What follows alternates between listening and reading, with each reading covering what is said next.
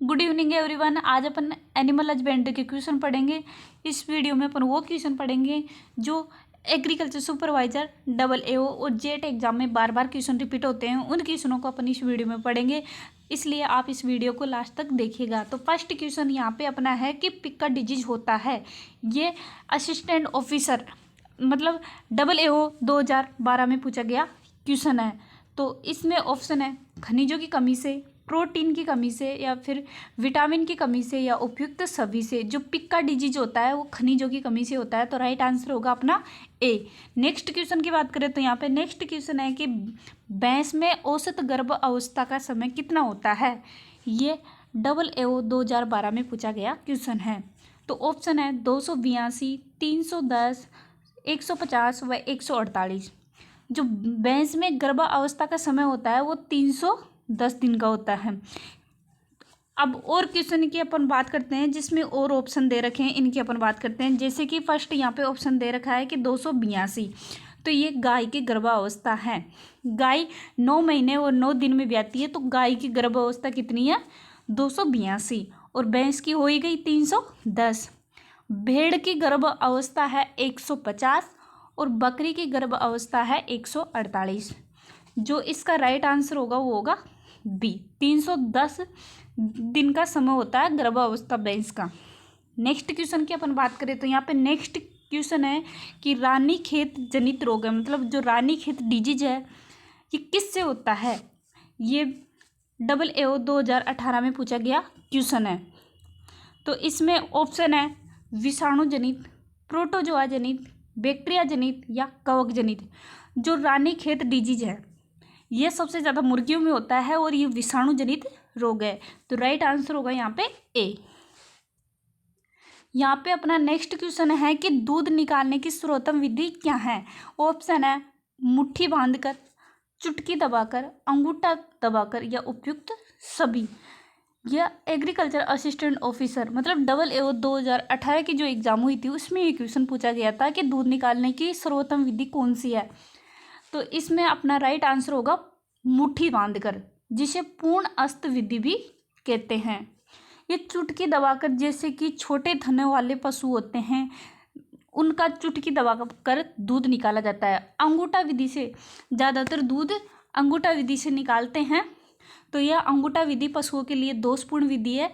इससे पूरा दूध भी नहीं निकलता है और ये दोषपूर्ण विधि है। इसमें मतलब पशु में दूध निकालते समय दर्द होता है और दूध में खून आने की संभावना होती है। अंगूठा दबाकर अपन दूध निकालते हैं पशुओं का। जब अगर मुट्ठी बांधकर अपन पूर्ण अस्त विधि से दूध निकालेंगे तो इससे पशु को आराम भी मिलता है और पूर्ण रूप से पूरा दूध भी निकल जाता है। लगभग 85% तक दूध मुट्ठी दबाकर विधि से निकल जाता है, तो अपना राइट आंसर होगा यहाँ पे ए। अपना यहाँ पे नेक्स्ट क्वेश्चन है कि पशुओं में एंथ्रेक्स रोग का लक्षण क्या है। ये एग्रीकल्चर सुपरवाइजर जो 2013 का एग्जाम हुआ था उसमें क्वेश्चन पूछा गया था कि पशुओं में एंथ्रेक्स रोग का लक्षण मुख्य लक्षण क्या है। ऑप्शन यहाँ पे हैं काशी, गर्भपात या आकस्मिक मृत्यु मतलब अचानक मृत्यु, लाल श्रवण।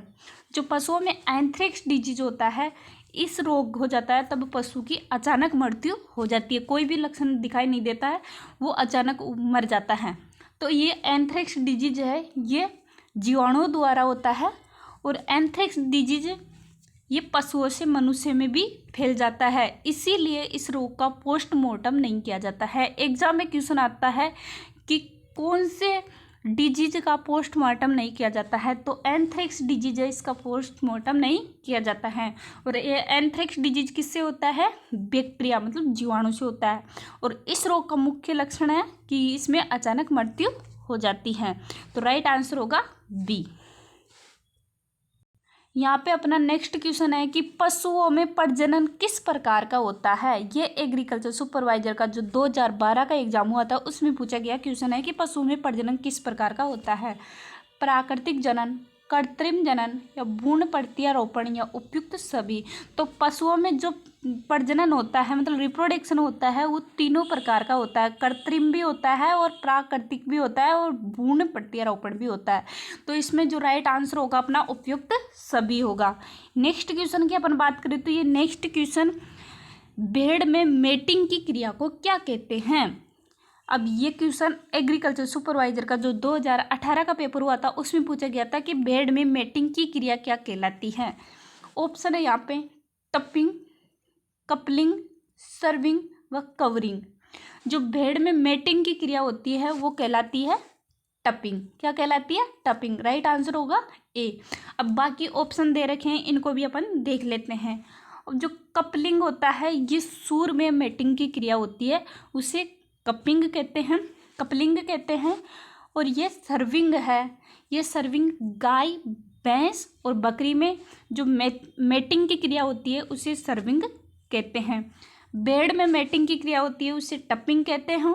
और गाय, भैंस और बकरी इन तीनों में जो मेटिंग की क्रिया होती है उसे सर्विंग कहते हैं। और सूर में जो मेटिंग क्रिया होती है उसे कपलिंग कहते हैं। अब यहाँ पे अपना क्वेश्चन पूछा गया था कि भेड़ में मेटिंग की क्रिया को क्या कहते हैं, तो मेटिंग की क्रिया को कहते हैं टपिंग। राइट आंसर होगा ए। यहाँ पे अपना नेक्स्ट क्वेश्चन है कि दूध में स्ट्रिप कप टेस्ट द्वारा किस बीमारी का पता लगाया जाता है। मतलब स्ट्रिप कप टेस्ट द्वारा किस बीमारी का पता लगाया जाता है।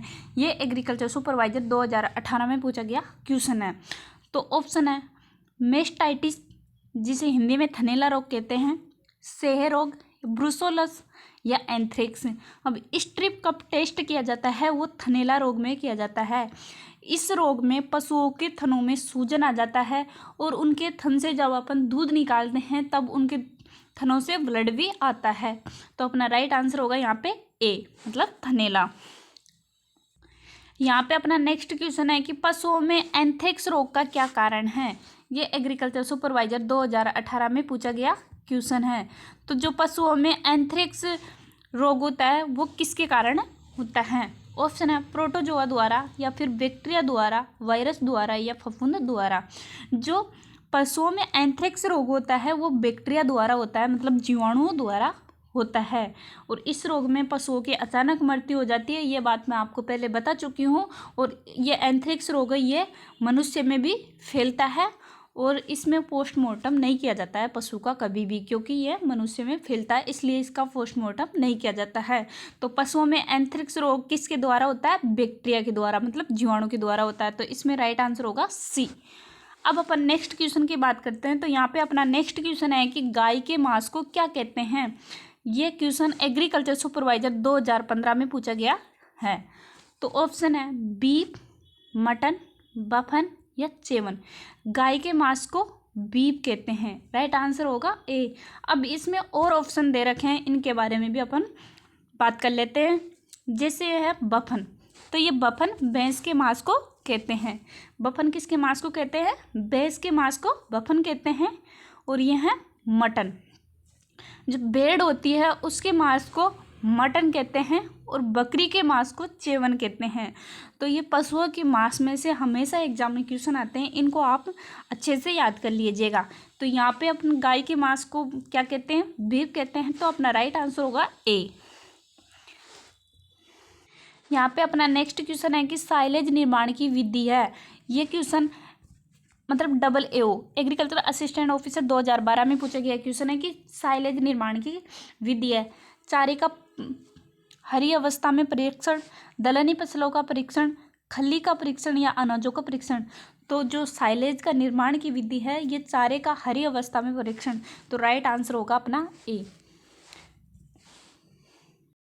यहाँ पे अपना नेक्स्ट क्वेश्चन है कि हे मेकिंग एक विधि है। ये क्वेश्चन AAO 2012 में पूछा गया क्वेश्चन है।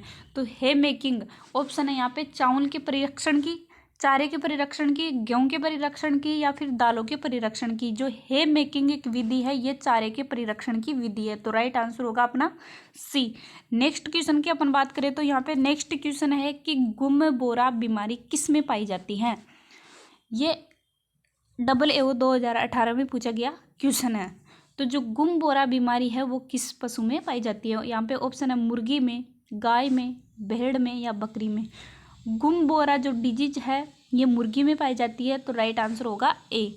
नेक्स्ट क्वेश्चन यहाँ पे अपना है कि ऑस्टियोपोरोसिस रोग का संबंध है। ये क्वेश्चन AAO 2012 में पूछा गया क्वेश्चन है कि ऑस्टियोपोरोसिस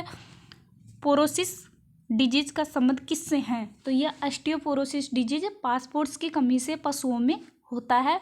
और ये जो पशुओं के बछड़े बछड़ियाँ होती है उनमें ऑस्टियोपोरोसिस डिजीज अधिकतर होता है। तो ये किसकी कमी से होता है? पासपोर्ट्स की कमी से। अपना राइट आंसर होगा ए।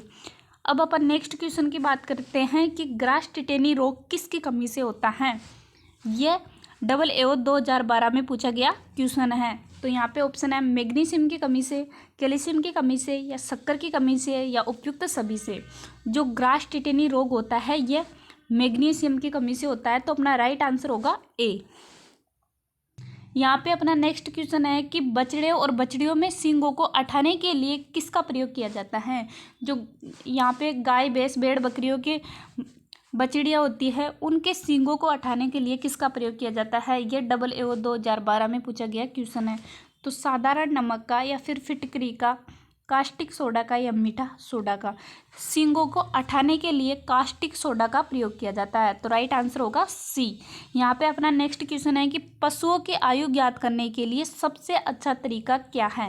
ये जेट एग्जाम 2018 में जो पेपर हुआ था उसमें पूछा गया क्वेश्चन है कि पशुओं की आयु ज्ञात करने के लिए सबसे अच्छा तरीका कौन सा है।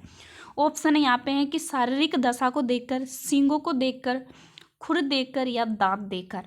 तो जो पशुओं की आयु को ज्ञात करने के लिए जो सबसे अच्छा तरीका है वो दांतों को देखकर अच्छे से पशु को पहचान किया जा सकता है कि ये कितने वर्ष का हो गया। तो राइट आंसर होगा डी। आप हमारे चैनल को सब्सक्राइब नहीं किए तो सब्सक्राइब कर लीजिएगा और अपने फ्रेंड्स के पास शेयर कीजिएगा।